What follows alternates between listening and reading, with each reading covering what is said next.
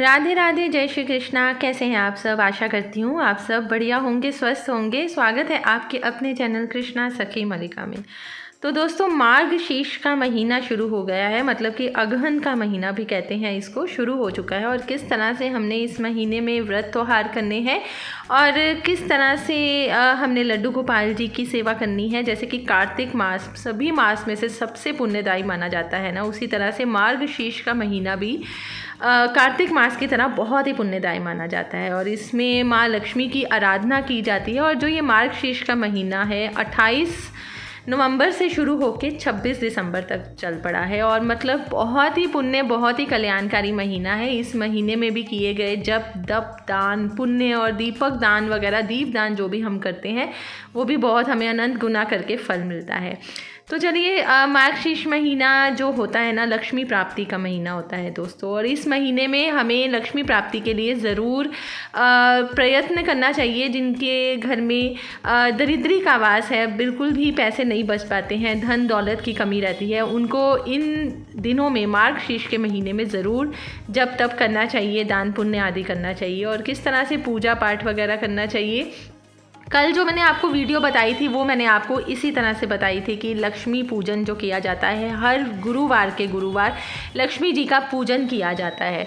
तो इसी हिसाब से कई लोग 12 साल लगातार लक्ष्मी पूजन करते हैं। और जो कई लोग जो हैं वो मार्गशीर्ष के महीने में जितने भी गुरुवार पड़ते हैं ना, उन गुरुवार पे लक्ष्मी पूजन करते हैं, व्रत करते हैं, तप करते हैं, जप करते हैं। तो उसी हिसाब से हमें भी मार्गशीर्ष महीना को ज़रूर महत्व देना चाहिए और इस महीने में ज़रूर जप तप करना चाहिए।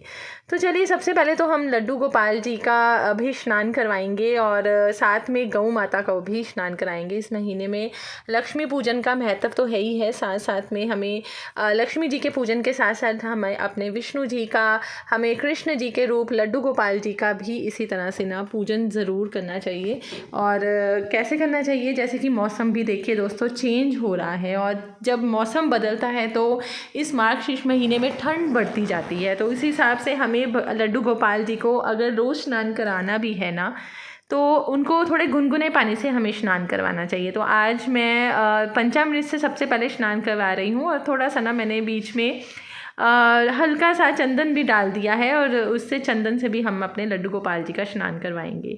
साथ में हम दीपक ज़रूर जलाएंगे। थोड़ी सी भगवान को जो दीप की जो लो होती है ना, गरम गरम, वो भी सामने से उसकी जो उष्ण होती है ना, उष्णता वो मिलती रहनी चाहिए भगवान लड्डू गोपाल को। तो कि बाल रूप में है तो इसलिए थोड़ी सी मैंने दीपक साथ में जला दिया है, उसकी जो उष्णता होती है वो भगवान तक पहुंचती है। तो इस तरह से हमने लड्डू गोपाल को अच्छी तरह से स्नान करवा देना है। ज़्यादा टाइम नहीं लगाना है, फटाफट स्नान करा दीजिए, ठंड का मौसम हो चुका है। और उसके बाद हम जो स्नान करवाएंगे वो करवाएंगे हमारे लड्डू गोपाल जी की गौ माता और उनका जो बछड़ा है उनका स्नान करवाएंगे। और इनका स्नान ज़रूर करवाना चाहिए दोस्तों, क्योंकि बहुत ज़्यादा शुभदायी होता है, फलदायी होता है। गौ माता जो है हमारे कृष्ण जी की ना बहुत प्रिय है, अति प्रिय हैं, दिल के बहुत करीब है। कई बार हम लोग नहीं भी घर में होते हैं ना, तो हम लड्डू गोपाल जी को कुछ घंटों के लिए जैसे जाते भी हैं ना, तो गौ माता को हमें कह के जाना चाहिए कि हे गौ माता, आप हमारे पीछे से हमारे लड्डू गोपाल जी का अन्न जल का सब प्रबंध कर दीजिएगा। जो भी दूध वगैरह की उनको आवश्यकता है वो आप उनकी पूर्ण कीजिएगा। तो उनको भी इसी तरह से पंचामृत से स्नान करवाइए और साथ में चंदन का ज़रूर स्नान करवाइए। जिस तरह से हमने लड्डू गोपाल जी को स्नान करवाया है उसी तरह से हम अपनी गौ माता और उनका जो बछड़ा है उनका भी इसी तरह से स्नान करवाएंगे।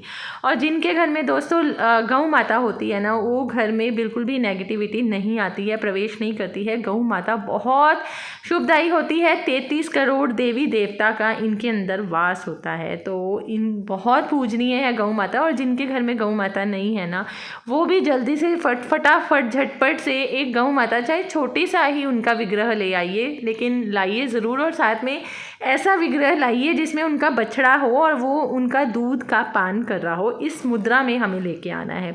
उसके बाद गौ माता को आप श्रृंगार कीजिए, उनको वस्त्र ओढ़ाइए, माला पहनाइए, फूलों से उनका श्रृंगार कीजिए, थोड़ा सा तिल वगैरह ज़रूर डालिए, चावल तिल जो भी होती है, रोली मोली वगैरह बांधिए, फूलों से उनकी सजावट ज़रूर करनी चाहिए।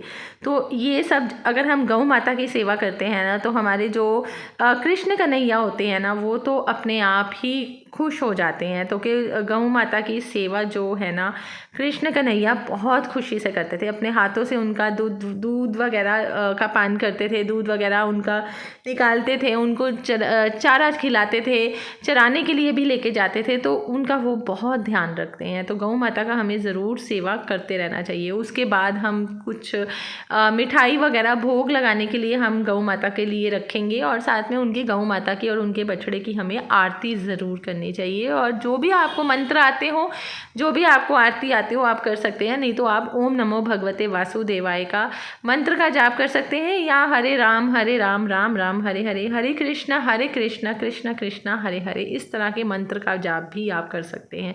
साथ में धूप ज़रूर लगवाइएगा। और अब हम शुरू करते हैं हमारे लड्डू गोपाल जी का श्रृंगार।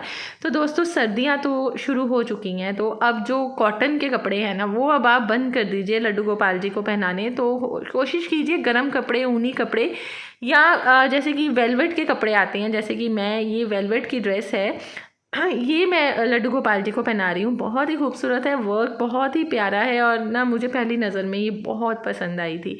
है भी थोड़ा मोटा, और देखिए बहुत बढ़िया है। और साथ में ना लड्डू गोपाल जी को श्रृंगार जो है वो भी मैं इन्हीं के साथ का मैचिंग श्रृंगार पहना रही हूँ। बहुत प्यारे लग रहे हैं हमारे लड्डू गोपाल जी। तो उनको भी इसी तरह से स्नान करवाने के बाद, तिलक लगाने के बाद लड्डू गोपाल जी को सुंदर सुंदर माला पहनाइए। लड्डू गोपाल जी को, हमारे कृष्ण कन्हैया को ना सजने धजने का वैसे ही बहुत शौक़ है। जब वो तैयार होते हैं तो आप ये सोचिए कि पूरी जो कायनात है ना, वो उनके ऊपर जैसे कहते हैं ना फिदाई हो जाती है, इस तरह से होती है। तो देखिए लड्डू गोपाल हमारे कितने खूबसूरत लग रहे हैं, और ऐसे लग रहा है ना मुस्कुरा रहे हैं। तो मुझे तो उनकी जो ये मुस्कुराहट है ना, मुझे ऐसे लगती है कि ये ना थोड़ा सा टेढ़ा सा मुस्कुराते हैं, जैसे कृष्ण कन्हैया है टेढ़े से। इनकी मुझे मुस्कुराहट ना बिल्कुल ऐसे लगती है। आप कभी नोट करना, इस विग्रह में ऐसे लगता है कि हल्का सा ना ये टेढ़ा सा मुस्कुराते हैं। तो टेढ़े तो नाम इनका डला ही हुआ है हमारे कृष्ण कन्हैया का। तो बहुत प्यारे लग रहे हैं। और साथ में हमने इनको तिलक लगा दिया है। सुंदर सा श्रृंगार कीजिए, सुंदर सा उनको वस्त्र पहनाइए, प्यारे प्यारे वस्त्र पहनाइए, और लेकिन मौसम के अनुरूप ही इनको वस्त्र और स्नान करवाना चाहिए। बस इस बात का आप ज़रूर ध्यान दीजिएगा। उसके बाद जो इनका स्नान के बाद भोग होता है, आरती होती है, वो ज़रूर कीजिए। मैं लड्डू गोपाल जी को दिन में 4 बार भोग लगाती हूँ। एक सुबह 6 बजे लगाती हूँ, जब उनको 5 बजे उठाती हूँ। 6 बजे उनको दूध का और साथ में बादाम का, या आप कुछ भी मेवा वगैरह, सूखा मेवा होता है ना, उसका आप मतलब इनको भोग लगा सकते हैं। फिर 9 बजे के करीब इनको 8, साढ़े 8, 9 बजे के करीब इनको सुबह का नाश्ता प्रदान करती हूँ। फिर दोपहर में, और उसके बाद शाम को जो इनका भोजन होता है रात का, वो भोजन मैं इनको देती हूँ। और उसके बाद इनकी शयन आरती करके इनको सुला देती हूँ टाइम पे। और देखिए आपसे बातें करते करते हमने लड्डू गोपाल जी को भी तैयार कर दिया है। और इनका जो पगड़ी है ना, बहुत ही प्यारी है। जैसे कि इनकी ड्रेस में ब्लू कलर के नग है ना, बिल्कुल मैचिंग वैसे ही मैंने ख़रीदी है। और ये इनकी बांसुरी, और बांसुरी के बिना तो वैसे ही ये बिल्कुल भी नहीं रहते हैं। बांसुरी इनके बहुत दिल के करीब है। और दोस्तों इनको तुलसी का जो पत्र होता है ना, वो ज़रूर दीजिएगा जब भी आप लड्डू गोपाल को तैयार करके हटें, या इनको कुछ भोग लगाएं, तो उसमें तुलसी दल ज़रूर रखना चाहिए। उसके बिना ये अपना श्रृंगार भी स्वीकार नहीं करते हैं, तुलसी माता के बिना। और तुलसी माता के बिना ये अपना भोग भी, जो इनको हम भोजन देते हैं, वो भी ये स्वीकार नहीं करते हैं। तो इस तरह से देखिए अब हमने लड्डू गोपाल जी को तैयार कर दिया है। और अब हम इनको फूल वगैरह जो होते हैं, जो ताज़े फूल होते हैं ना, वो ज़रूर भगवान के आगे अर्पित कीजिएगा। भगवान को बहुत अच्छे लगते हैं, उनकी खुशबू बहुत अच्छी लगती है। भगवान को ज़रूर अर्पण करना चाहिए हमें फूल, फल वगैरह। मिठाई में आप कुछ भी दे सकते हैं, कुछ भी बना सकते हैं। अगर बाज़ार से नहीं लाना चाहते तो आप घर में इनको मक्खन मिश्री का भोग लगा सकते हैं, उनको बहुत पसंद है। खीर का आप भोग लगा सकते हैं, जो कि झटपट तैयार हो जाती है। और अब हम लड्डू गोपाल जी का छोटा सा तिलक लगाएंगे, चंदन का तिलक लगाइएगा। लड्डू गोपाल जी को चंदन का तिलक बहुत पसंद है। और साथ में आप इत्र की भी लड्डू गोपाल जी को इस महीने में सेवा दे सकते हैं, तो इत्र सेवा भी ज़रूर कीजिएगा। लड्डू गोपाल जी को बहुत अच्छी लगती है इत्र की खुशबू। और उसके बाद दोस्तों इसी तरह से आप लड्डू गोपाल जी की आरती कीजिएगा। धूप दीप नवेद सब कुछ चढ़ाइएगा। और ये मैं इनके ऊपर तिल, जो सफ़ेद तिल होते हैं ना, वो चढ़ा रही हूँ। तो भगवान को सफ़ेद तिल भी बहुत प्रिय है। तो आप चावल अगर एकादशी है तो आप चावल अगर नहीं चढ़ाना चाहते हैं तो सफ़ेद तिल लगा सकते हैं। अब हम लगाएंगे भगवान लड्डू गोपाल जी को लड्डुओं का ही भोग, और साथ में ये कुछ सूखे मेवे हैं वो भी हमने इनको भोग लगाना है। और उसके बाद हम करेंगे हमारे लड्डू गोपाल जी की आरती। आरती ज़रूर करनी चाहिए। अगर आपको आरती नहीं आती है तो कोई बात नहीं, आप जो भी मंत्र आपको आते हैं अपनी श्रद्धा अनुसार आप वही मंत्रों का जाप कीजिए। भगवान बहुत खुश होते हैं जब हम उनकी आरती करते हैं या मंत्रों का जाप करते हैं। तो आशा करती हूँ दोस्तों आपको मेरी ये वीडियो पसंद आई होगी। मिलती हूँ कल मैं एक और वीडियो के साथ। तब तक के लिए राधे राधे, जय